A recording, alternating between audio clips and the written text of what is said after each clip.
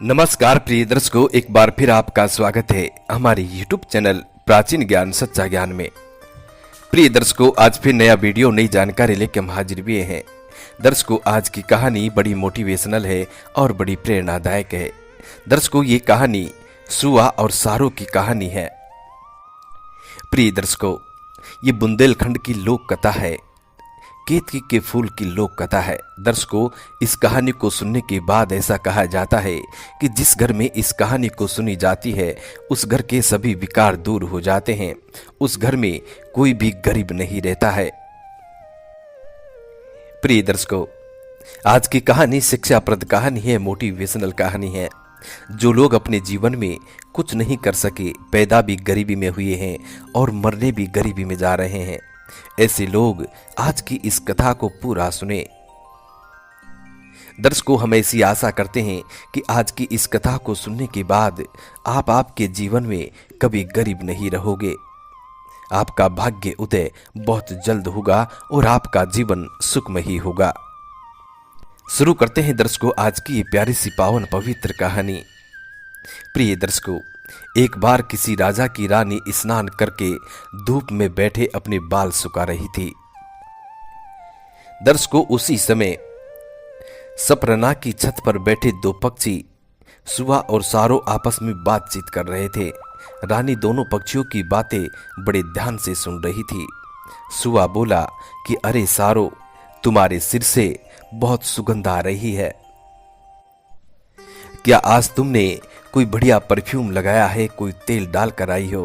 प्रिय दर्शकों, तब सारो ने उत्तर दिया कि नहीं, मैं कोई तेल नहीं डालती हूँ। तुमको मालूम नहीं, मैं पूर्व जन्म में एक राजा की रानी थी। उस समय मैं केतकी के फूल का तेल अपने सिर में डाला करती थी।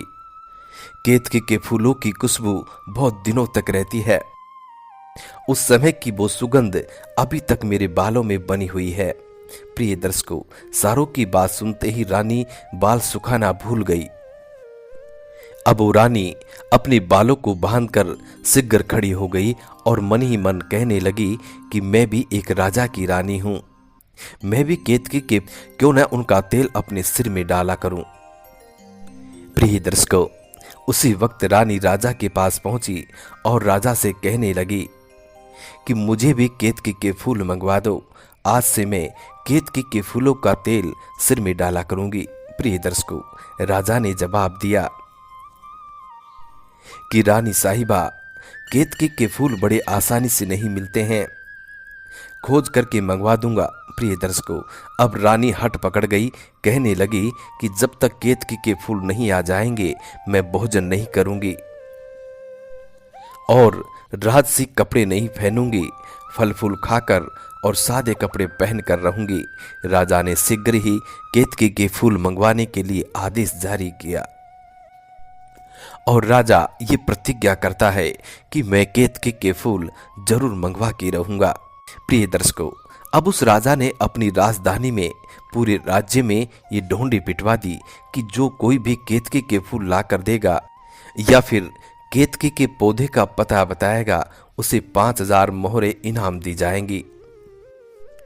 प्रिय दर्शकों, अब राजा को आदेश जारी किए हुए ढोंडी पिटवाए हुए 1 माह हो गया, पर कोई केतकी का फूल लेकर नहीं आया। किसी ने उसका पता तक नहीं बताया। अब राजा को चिंता हुई। इस बार राजा ने राज्य भर में सब गुणी और चतुर लोगों को बुलाया और उनसे कहा कि मुझे केतकी के फूल की बड़ी जरूरत है।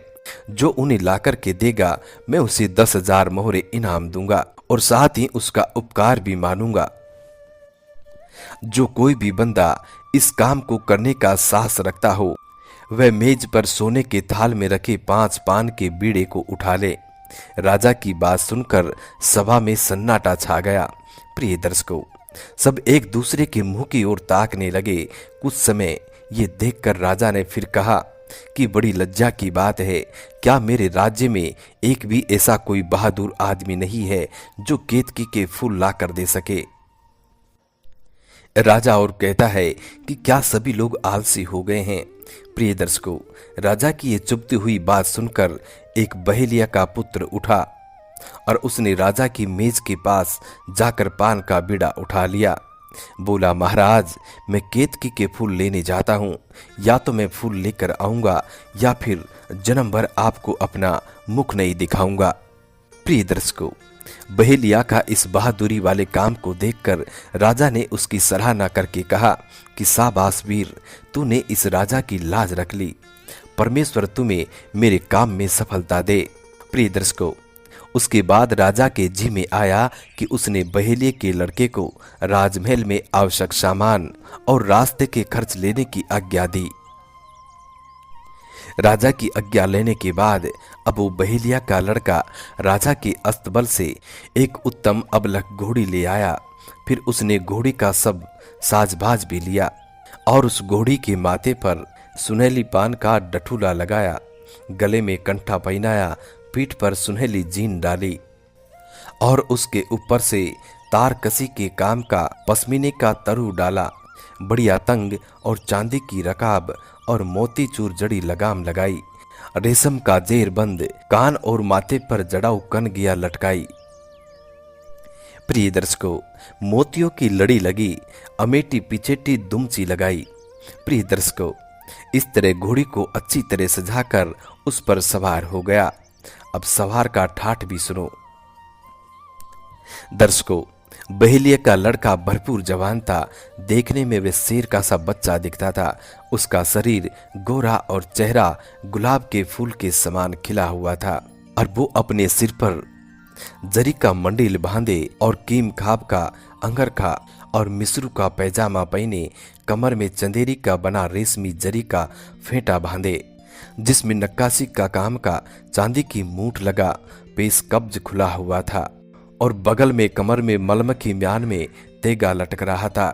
कानों में बड़े बड़े मोती लगा, बालों और गले में सूबेदारी कंठा, मुंह में पान का बीड़ा चबाता हुआ और पैरों में लड़ीदार चरखना जूते, पूरे बुंदेलखंडी ठाठ में वह बहुत भला मालूम हो रहा था।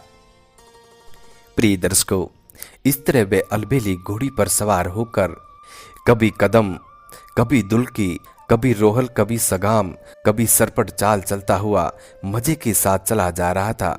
इस तरह वे अनेक सुनसान बियाबान जंगलों में, बड़ी बड़ी नदियों और अनेक छोटे छोटे नगरों को लांघता हुआ मंजिल दर मंजिल चला जा रहा था। एक दिन वह संध्या समय नदी के किनारे एक पीपल के पेड़ के नीचे ठहर गया। घोड़ी एक दूसरे पेड़ के नीचे बांध दी। प्रिय दर्शकों, अब वो बहेलिया का लड़का इतना सफर करके आया था जो थका हारा था। थका हारा होने के कारण ही थोड़ा बहुत खा पी कर बिस्तर लगा कर लेट गया। प्रिय दर्शकों, जिस पीपल के वृक्ष के नीचे वो बहेलिया का लड़का रुका हुआ था, इस पीपल पर एक हंस और हंसनी का जोड़ा रहता था। प्रिय दर्शकों, उस हंस के अंडों को एक सर्प आता था जो खा जाता था। जब जब हंसनी अंडे देती, सर्प रात के समय आकर उनको खा जाता। इसी कारण हंस और हंसनी दोनों सदा दुखी रहा करते थे।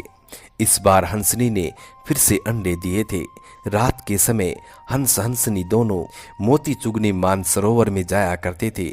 हमेशा की तरह आज भी वे दोनों मोती चुगने चले गए।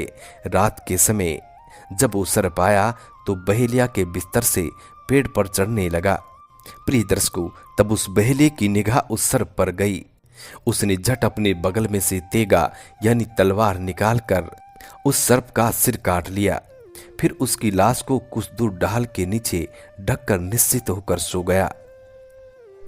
प्रिय दर्शकों, इसके बाद तड़के यानी ब्रह्म मुहूर्त में सुबह के समय जब हंस हंसनी मोती चुग कर लौटे तो उन्होंने किसी मनुष्य को पेड़ के नीचे सोते हुए देखा। हंस कहने लगा कि आज इतने दिनों बाद चोर पकड़ा गया है। यही आदमी अपने अंडों को खा जाता है, क्योंकि हंस और हंसनी को उस सांप के बारे में कुछ पता नहीं था। प्रिय दर्शकों, उस बहेलिये के लड़के को पीपल वृक्ष के नीचे सोता हुआ देख और हंस हंसनी सोचने लगते हैं कि यही वो दुष्ट है जो हमारे अंडों को खा जाता है। तब हंस हंसनी से कहने लगा कि अब मैं अपनी चोंच की मार मार कर इसे अभी यमपुरी पहुंचा देता हूं। तब हंसनी बोली कि पतिदेव, बिना विचारे कोई काम नहीं करना चाहिए। पहले अपने अंडों को देख लो कि रखे हैं या नहीं, फिर जैसा तुम्हें ठीक लगे वैसा करना। प्रिय दर्शकों, हंसनी की बात सुनकर हंस और हंसनी दोनों पीपल की खोखट में जाकर देखा तो अंडे रखे हुए थे। हंस वापिस आकर हंसनी से कहने लगा कि प्रिय, तुमने बहुत अच्छी सलाह दी थी। अंडे रखे हुए हैं, बिना सोच विचारे मैं इसी मुसाफिर को मार डालता, पीछे बहुत पछतावा होता। इसके बाद हंस ने मुसाफिर को जगाकर पूछा कि तुम कौन हो और कहाँ जा रहे हो।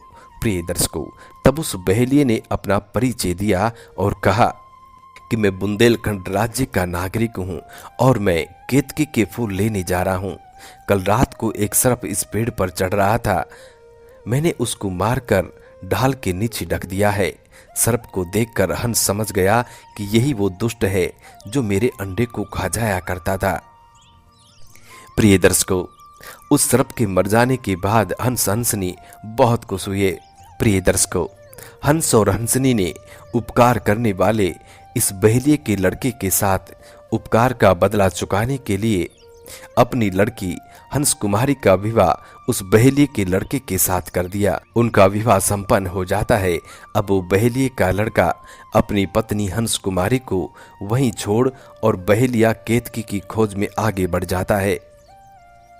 प्रिय दर्शकों, जब वो बहेलिये का लड़का वहां से आगे बढ़ता है तो उसकी पत्नी उससे कहती है कि पति देव, मैं एक पंखा तुम्हें दे रही हूं।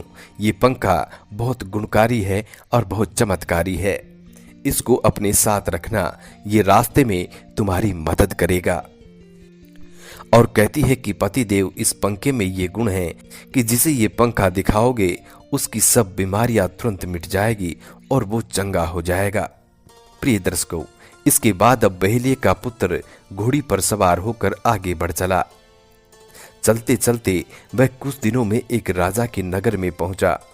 प्रिय दर्शकों, उस नगर के राजा की लड़की बीमारी से बहुत पीड़ित थी। वैद्य, हकीम, डॉक्टर सभी इलाज करके हार गए थे, पर आराम नहीं हो रहा था। दर्शकों, जब बहेलिया पुत्र ने यह समाचार सुना तो वह राजमहल पर पहुंचा और उसने राजा की लड़की को पंखा दिखा दिया। लड़की तुरंत चंगी हो गई, बिल्कुल ठीक हो गई। उसके मस्तक शरीर का कोढ़ मिट गया। प्रिय दर्शकों, तब उस राजा की लड़की बिल्कुल ठीक हो जाती है तो वो राजा भी अपनी लड़की का विवाह उस बहेलिये के पुत्र के साथ कर देता है। प्रिय दर्शकों, अब वो बहेलिये का लड़के का दूसरा विवाह संपन्न हो जाता है और इस बार भी बहेलिये का पुत्र अपनी दूसरी रानी को वहीं छोड़कर केतकी के फूल लेने आगे बढ़ चला। वहां से जाने से पहले राजा ने उसके खाने के लिए तरह तरह के पकवान साथ में रख दिए। बहेलिये का लड़का चलते चलते अब कुछ दिनों में कजली वन में पहुंच जाता है।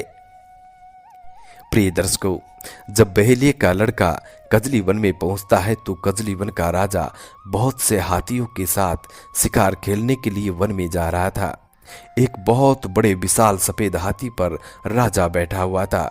उसके पीछे दूसरे बहुत से शिकारी अन्य हाथियों पर बैठे थे। राजा के हाथी के साथ कुछ आदमी सूर्यमुखी हाथ में लिए हुए दौड़े जा रहे थे। वे लोग सूर्य की धूप से बचाने के लिए राजा के ऊपर उसकी छाया डाल रहे थे। प्रिय दर्शकों, इधर से बहेलिये का पुत्र अपनी अलबेली घोड़ी दौड़ाता हुआ चला जा रहा था। प्रिय दर्शकों, इस बहेलिये के पुत्र का ठाट बाट भी किसी राजा से कम नहीं था। प्रिय दर्शकों, तब राजा की नजर उस बहेलिये के पुत्र पर पड़ती है तो राजा भी सोचने लगता है कि यह भी कहीं का राजा मालूम पड़ता है। दोनों की भेंट हुई। बहेलिये के पुत्र ने अपना पकवान राजा को भेंट में दिया। प्रिय दर्शकों, वो राजा जंगली था। उसने ऐसे स्वादिष्ट पदार्थ कभी अपने जीवन में नहीं खाए थे। पकवान खाकर अब वो राजा बहुत प्रसन्न हुआ और बहेलिये के पुत्र को अपने साथ शिकार पर ले गया। जंगल में जाकर उसने कई शेर मार गिराए। प्रिय दर्शकों, तब वो राजा उससे बहुत खुश होता है और राजा ने उसके गुणों से खुश होकर अपनी लड़की नाग कुमारी उसके साथ ब्याह दी। अपनी पुत्री नाग कुमारी का बहेलिये के लड़के के साथ अब तीसरा विवाह हो जाता है। प्रिय दर्शकों, अब बहेलिया का पुत्र का तीसरा विवाह संपन्न हो जाता है। विवाह के पश्चात बहेलिया का पुत्र ने कहा कि मैं केतकी के फूल लेने जा रहा हूं। यदि जीता जागता बचा तो लौटकर आपके पास आऊंगा। इस समय मुझे जाने की आज्ञा दीजिए। प्रिय दर्शकों, तब वो राजा ने अपने दामाद यानी बहेलिया के पुत्र से कहा कि मुझे केतकी के फूलों का पता मालूम है, मैं उनके मिलने का उपाय बता ही देता हूं। प्रिय दर्शकों, तब वो राजा अपने दामाद यानी बहेलिया के पुत्र को केतकी के फूलों का पता बताता है और कहता है कि यहाँ से 7 समुद्र पार एक टापू है। उस टापू पर एक साधु रहता है। उस साधु की कृपा से तुम्हें केतकी के फूल मिल सकेंगे। और वो राजा अपने दामाद से कहता है कि इस घोड़ी को तुम यहीं छोड़ जाओ और मेरा ये उड़न खटोला तुम अपने साथ ले जाओ। मेरा ये उड़न खटोला तुम्हें उस स्थान पर पहुंचा देगा। प्रिय दर्शकों, उसके बाद झट से बहेलिया का पुत्र अपने ससुर की बात मान लेता है और झट से उड़न खटोले पर सवार हो जाता है। बैठते ही उड़न खटोला आकाश में मंडराने लगा और धीरे धीरे उस उड़न खटोले की चाल तेज होने लगी। वह बहुत शीघ्रता के साथ आकाश में छुक छुक करके चलने लगा। प्रिय दर्शकों, अब उस बहेलिया के पुत्र को उड़न खटोले में बैठकर बड़ा मजा आ रहा था। वह बहुत नीचे अनेक ग्राम, नदी, पहाड़ और मैदानों को छोड़ता हुआ उड़ता जा रहा था। ऊपर आसमान से देखने पर बड़े बड़े पहाड़ बहुत ही छोटे छोटे नजर आ रहे थे और बड़े बड़े महान वृक्ष गमले में लगे छोटे पौधे के समान नजर आ रहे थे। बड़ी बड़ी नदियां पतली पतली रेखा के समान मालूम हो रही थी। मनुष्य और चौपाए तो छोटे छोटे चींटे चींटियों के समान नजर आ रहे थे। प्रिय दर्शकों, इस तरह वो बहेलिया का पुत्र आकाश में उड़ते उड़ते कुछ दिनों में 7 समुद्र पार उस टापू पर जा पहुंचा जहां पर साधु तपस्या कर रहा था। प्रिय दर्शकों, अब बहेलिया का पुत्र उड़न खटोले से उतरकर उस साधु के आश्रम में पहुंचा और वहां जाकर देखा कि साधु समाधि लगाए हुए बैठा है। वह उसकी सेवा करने लगा। अब वो बहेलिया का पुत्र उस साधु की सेवा करने लगा। वह नित्य आसन को झाड़ बुहार कर साफ करता और जंगल से लकड़ी काट कर लाता और धूनी को चेता देता और कंद मूल फल खाकर वहीं पर पड़ा रहता। प्रिय दर्शकों, जब कुछ महीनों बाद साधु की समाधि खुली तो उस साधु ने देखा और पूछा कि बच्चा तू कौन है और इधर 7 समुद्र पार किस लिए आया है। प्रिय दर्शकों, तब बहेलिया का पुत्र ने कहा कि मैं आपका सेवक हूं, केतकी के फूल लेने आया हूं। प्रिय दर्शकों, अब वो बहेलिया का पुत्र और साधु से कहता है कि प्रभु, यदि आप मुझ पर प्रसन्न है तो मुझे केतकी के फूल मिलने का उपाय बता दीजिए। प्रिय दर्शकों, अब बहेलिया के पुत्र के जवाब को सुनकर साधु बोला कि बच्चे, तूने मेरी सेवा की है, तूने मेरे आश्रम को साफ सुथरा रखा है, मैं तुम पर प्रसन्न हूं। मैं तुम्हें केतकी के फूल मिलने का उपाय बता देता हूं। तब वो साधु बहेलिया के पुत्र से कहता है कि पुत्र, ध्यान से सुनो। मेरे इस आश्रम से थोड़ी दूर पर एक मनोहर बाग है। उस बाग में तुमको 2 स्त्रियां मिलेंगी। एक बहुत सुंदर है और दूसरी बहुत ही मैली कुचली है और कुष्ठ रोग की वजह से जिसके अंग अंग में पस चूता रहता है, बहुत कीड़े पड़े हुए हैं। तू उस सुंदरी स्त्री की ओर ध्यान मत देकर मैली कुचली स्त्री का हाथ पकड़ लेना, बस तेरा काम सिद्ध हो जाएगा। साधु और कहता है कि पुत्र, ध्यान इसी बात का रखना है, अगर तुम सुंदर स्त्री के मुंह में फंसा तो सब काम बिगड़ जाएगा। प्रिय दर्शकों, अब वो बहेलिया का पुत्र साधु से पता ले लेता है और साधु की आज्ञा लेकर बहेलिया का पुत्र उस रमणीक बाग में जा पहुंचा और उसकी शोभा देखता हुआ इधर उधर भटकने लगा। उस बहेलिया के पुत्र ने देखा कि बाग की धरती चांदी की है, उसमें मूंगे की सड़की बनी हुई है, सोने के वृक्ष हैं और जिसमें हरित मणि के पत्ते और पदराग के फूल फूल रहे हैं। इन वृक्षों पर नाना प्रकार के सुनहले, हरे, नीले, लाल और बैंगनी रंग के पक्षी, जिनकी चोंच और पंख रत्नों से जड़े हुए हैं, और सोने और चांदी के वृक्षों पर बैठकर किलोल कर रहे हैं। बाग की शोभा को देखकर बेहले का पुत्र बहुत प्रसन्न हुआ। उसने देखा कि मध्य बाग में एक सुंदर बंगला बना हुआ है, जिसमें दरवाजे पर रेशमी पर्दे और मोतियों की झालर लटक रही है।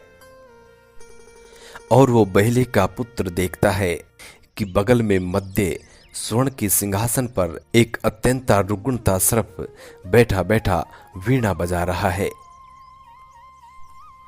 बेहले का पुत्र देखता है कि कैसी है ये सुंदरता।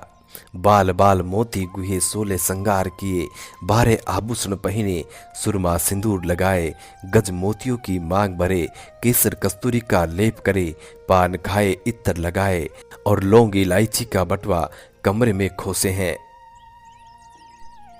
और देखने में पूने पूर्णमासी जैसा चंदा, कोमलता में नेनू, मक्खन जैसा लोदा, तेज जैसी होली और कैसी झार सुंदरता में दिवाली कैसो दिया दीपक, सुकुमारता में ऐसे कि पान खाए तो गले में पीक दिख जाए और नाजुक इतनी कि फूंक दो तो हवा में उड़ जाए। इस सुंदरी को देखकर बहेलिया का पुत्र मोहित हो गया और एकटक अपनी आंखों से उसकी ओर देखने लगा। प्रिय दर्शकों, अब वो बहेलिया का पुत्र उस साधु की बात को भूल गया। तब उस स्त्री ने उसे अंदर आने को कहा। जो ही वह भीतर पहुंचा कि उसने उसे तोता बनाकर पिंजरे में टांग दिया। प्रिय दर्शकों, उधर वो साधु नित्य उसके आने की बाट देखता था। जब 3 दिन बीत गए तब साधु को विश्वास हो गया कि बच्चा राम मोह में फंस गया है। प्रिय दर्शकों, तब वो साधु टहलता हुआ बाग की ओर गया तो देखा कि बहेले का पुत्र तोता बना पिंजरे में टका है। तब साधु ने उस पिंजरे की सीख खोलकर उसे बाहर निकाला और अपने कमंडल का पानी उस पर छिड़क दिया तो वह तुरंत तोते से फिर से मनुष्य बन गया। प्रिय दर्शकों, तब साधु ने उससे धिक्कार कर कहा कि तूने मेरा कहना क्यों नहीं माना। खैर, अब तुम्हें फिर से सचेत कर देता हूं। अब तुम उस सुंदर स्त्री की जाल में मत फंसना। अगर तू अपना काम बनाना चाहता है तो तुझे मैली कुचली स्त्री का हाथ पकड़ना चाहिए। प्रिय दर्शकों, साधु इतना कहकर अब वापिस चला गया। अब वो बहेले का पुत्र फिर से बाग में टहलने लगा। प्रिय दर्शकों, अब कुछ समय बाद उसने वही सुंदर युवती को अपनी सहेलियों के साथ उस बंगले की ओर जाती हुई दिखाई दी। प्रिय दर्शकों, इस बार बहेले के पुत्र ने जड़ से उसकी ओर अपनी पीठ फेर ली। वे साधु की बताए अनुसार उस गंदी स्त्री की खोज में चला। प्रिय दर्शकों, जब बहेले का पुत्र अब आगे बढ़ा तो उसने देखा कि बहुत ही करूप और फटे पुराने कपड़े पहने एक स्त्री आती हुई दिखाई दी। उसका शरीर गल रहा था, कोढ़ पड़ रहे थे, पीऊ चू रही थी, बदबू से माथा फटा जा रहा था। प्रिय दर्शकों, ऐसी स्त्री को देखकर बहेलिया का पुत्र अब समझ जाता है कि यही वो स्त्री है। बहेलिया पुत्र ने अब साहस करके जल्दी से जाकर उसका हाथ पकड़ लिया। प्रिय दर्शकों, हाथ पकड़ते ही वो स्त्री अब पहली स्त्री से भी अधिक रूपवान और 16 वर्ष की लड़की बन जाती है। प्रिय दर्शकों, जब वो मैली कुचली लड़की 16 साल की लड़की बन जाती है और बहेलिया के पुत्र को देखती है तो वो जोर जोर से खिलखिलाकर हंसने लगती है। उसके हंसते ही बाग में केतकी के फूल बरसने लगे। सारा बाग सुगंध से महक उठा। प्रिय दर्शकों, बहेलिया का पुत्र केतकी के फूलों को बाग में बिछे हुए देखकर उनको बीनने और अपने टोकरी में रखने लगा। इतने में ही पीछे से साधु ने आकर उसकी पीठ पर एक सोटा मारकर और कहा, अरे नादान, ये क्या कर रहा है? जब पेड़ तेरे कब्जे में आ गया है तब तू उसके पत्ते और फूल क्यों बटोरता है? साधु और कहता है कि अरे नादान, ये फूल तो अब तेरी खेती बन गए हैं, जब चाहे जितने बटोर लेना। तू यहाँ से क्यों बेकार का बोझा समेट रहा है? तू इस पद्मिनी को ले जा, ये तेरी हो गई है। और ये पद्मिनी अब जब जब हंसेगी फूलों के ढेर लग जाएंगे। बहेलिया का पुत्र साधु से विदा लेकर पद्मिनी को उड़न खटोले में बैठाकर कजली वन के राजा के यहाँ पहुंचा। वह आते ही उसने राजकुमारी की विदा करवाई और राजा ने उसे बहुत से हाथी देकर कहा कि जब जब तुम मेरी याद करोगे मैं सैकड़ों हाथी लेकर तुम्हारे पास पहुंच जाऊंगा। प्रिय दर्शकों, अब वो बहेलिये का पुत्र दहेज में मिले हाथी घोड़े आदि सामान आदमियों द्वारा घर को रवाना करके स्वयं उड़न खटोले में बैठकर अपनी दूसरी रानी के पास जा पहुंचा। प्रिय दर्शकों, इस रानी को भी खटोले में बिठाकर और दहेज में मिला सामान आदमियों द्वारा घर को रवाना करके हंस कुमारी के पिता के पास पहुंच गया। प्रिय दर्शकों, तब हंस ने उसका खूब स्वागत किया, खूब सत्कार किया और 2-3 दिन बाद हंस कुमारी की विदा करके चारों रानियों समेत वे अपने घर को आ गया। प्रिय दर्शकों, बहेलिया पुत्र के नए महल बन गए और वे राजसी ठाट से रहने लगा। प्रिय दर्शकों, इस समय उसके पास धन दौलत, हाथी घोड़ा, दास दासी, किसी बात की कमी न थी।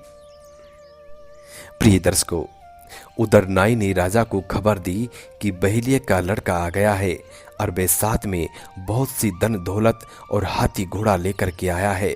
नाई वो राजा से कहता है कि महाराज, उसे बुलाकर पूछिए कि वो केतकी के फूल लाया है या नहीं। प्रिय दर्शकों, तब राजा ने तुरंत सिपाही भेजे और कहलवाया कि केतकी के फूल लेकर तुरंत चले आओ। प्रिय दर्शकों, बहेलिये का पुत्र बोला कि राजा से जाकर कहो कि महल से सोने का थाल और रेशमी रुमाल ले आओ। तब सिपाही सोने का थाल और रेशमी रुमाल लेकर आते हैं। तब वो बहेलिये का पुत्र अपनी पद्मिनी को हंसाता है और उसके हंसते ही फूल बरसने लगते हैं। प्रिय दर्शकों, तब वो बहेलिये का पुत्र उन केतकी के फूलों को उठाकर और सोने के थाल में रखकर रेशमी रुमाल से ढककर नौकर के हाथ राजा के पास भिजवा देता है और पीछे वो बहेलिये का पुत्र भी पहुंच जाता है। केतकी के फूलों की सुगंध से राजसभा महक उठ जाती है। केतकी के फूल पाकर राजा रानी सब लोग प्रसन्न हुए।